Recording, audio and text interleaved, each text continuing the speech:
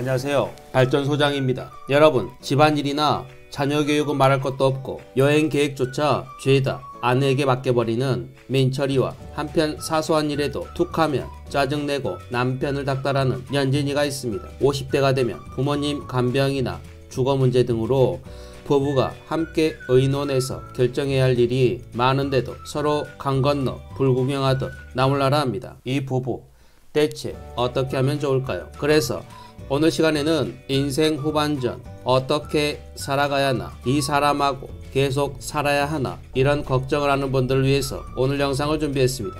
이런 고민을 한 번이라도 해보신 분들이라면 오늘 영상을 끝까지 시청해야 할 것입니다. 자, 그럼 오늘 영상 시작합니다.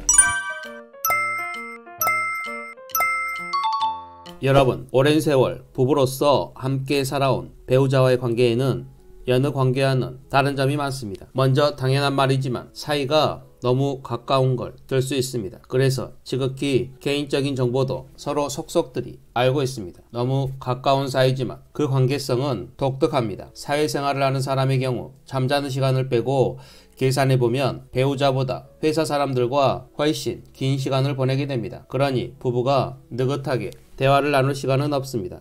하지만 부부니까 조금 무례하게 굴어도 괜찮다는 생각이 은연중에 있어 가장 소중한 상대임에도 실은 가장 소홀하게 대하기 십상입니다. 둘 중 한 사람은 어쩔 수 없이 참고 사는 경우가 비일비재합니다. 미국의 자료를 보면 중년 기혼 여성에게 우울증을 유발하는 가장 큰 요인으로 배우자와의 불화를 꼽습니다. 누구에게나 사이가 좋지 않는 사람이 있을 수 있습니다. 다만 그런 상대가 자신의 삶의 중심에 있다면 극심한 스트레스를 받게 됩니다. 절망적인 부부 생활은 인생을 송두리째 무력감과 절망의 나락으로 빠져들게 합니다. 부부는 힘이 되기도 하고 스트레스가 되기도 합니다. 서로 의지하고 신뢰하는 부부는 서로에게 더없이 큰 힘이 됩니다. 저는 심리 상담사로서 어긋난 부부 사이를 중재하는 일을 많이 했었습니다. 차근히 대화에 이견을 좁히고 서로에게 감사하는 마음이 싹튼 부부를 볼 때면 절로 흐뭇해지곤 했었습니다.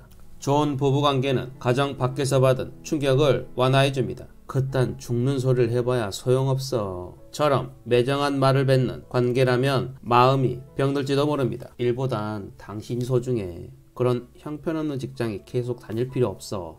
우리들이 힘을 합치면 헤쳐나갈 수 있어 라고 다독여주는 배우자가 있다면 마음을 새로 다잡을 수 있고 우울증에 걸릴 일도 없을 것입니다. 자녀가 있는 부부라면 각자 부족한 부분을 서로 보완하면서 한 사람의 인격을 길러준다는 의식을 가지면 더욱 연대감이 끈끈해집니다. 만약 이혼을 하더라도 전 배우자에 대한 험담을 아이 앞에서 절대 하면 안 됩니다. 아이에게 부모는 이 세상에서 둘도 없는 소중한 존재이므로 함부로 험담하고 욕하면 아이는 마음에 깊은 상처를 입게 됩니다. 물론 가정폭력이 있는 경우에는 예외입니다. 가정폭력은 마음도 병들게 하기 때문에 전문가의 도움을 꼭 받아서 여러분의 자녀를 소중하게 지켜줘야 할 것입니다. 민철이는 또 연진이의 외출을 그렇게 싫어합니다. 오랜만에 친구가 여행을 가자고 했습니다. 남편에게 말했더니 언짢은 기색을 내비칠 뿐 별말이 없습니다. 그러더니 대뜸 한다는 말이 밥은 어떻게? 였습니다.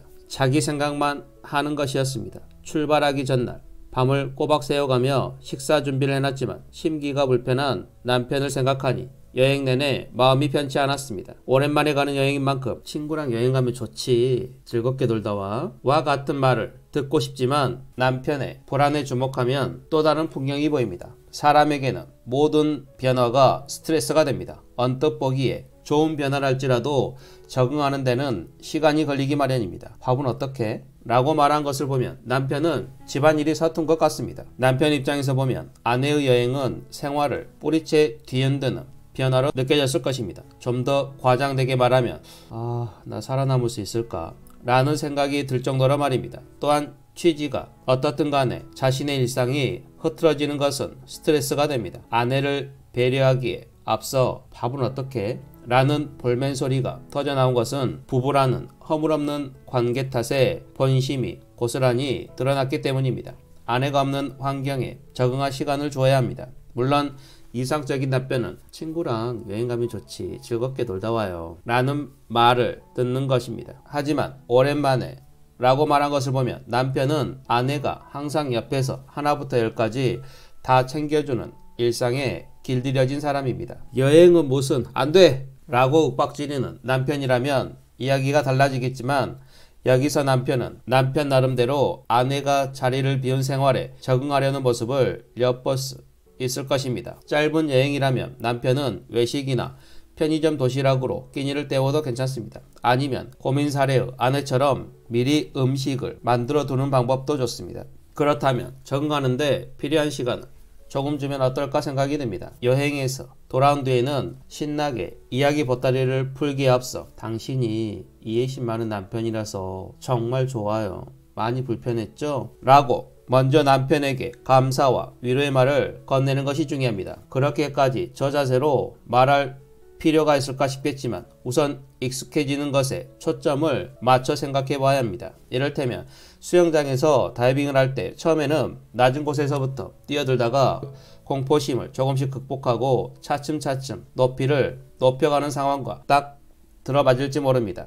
갑자기 너무 높은 기대치를 요구하면 상대는 공포심을 느끼고 자신을 방어하는데 급급해집니다. 우선은 조금만 노력하면 할 수 있을 정도부터 시작하는 것이 바람직합니다. 부탁은 조금씩 천천히 한다. 밥은 어떡해? 라는 남편의 반응을 자기밖에 모른다고 생각하면 배려심이 부족한 사람, 자기 중심적인 사람으로 느껴집니다. 하지만 미지의 환경에 적응하려는 남편의 SOS라고 생각해보면 어떨까요? 괜찮아요. 밥은 다 해놓고 외출할게요. 라고 안심시켜주면 남편의 불안감은 점차 사그라질 것입니다. 또 언젠가는 요리도 익힐 테고 그때가 되면 많이 칭찬해주면 됩니다. 앞으로 좀 더 자유로운 생활을 원한다면 먼저 남편이 적응해가는 과정을 돕는 일부터 시작해야 합니다. 아내가 자리를 비운 평소와 다른 일상에 심한 불안감을 느끼고 있을 남편에게 괜찮아요. 천천히 하나씩 해나가요. 나도 당신의 변화 과정을